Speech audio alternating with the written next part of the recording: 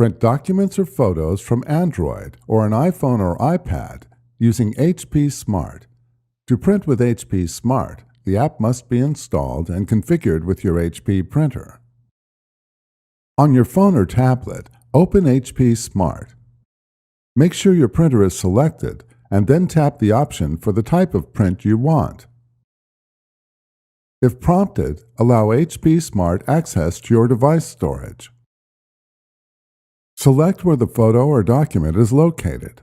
If printing from an online account, such as Facebook, you must have an internet connection.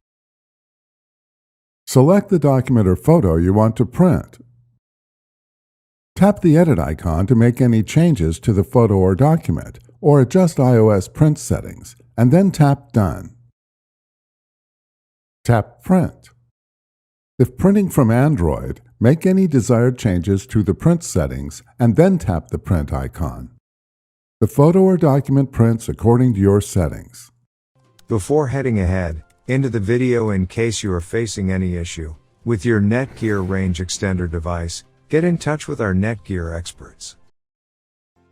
Thanks for watching, and don't forget to smash that like button and hit the subscribe button so that you don't miss any of our videos, and in the case face any problem, get in touch with the experts.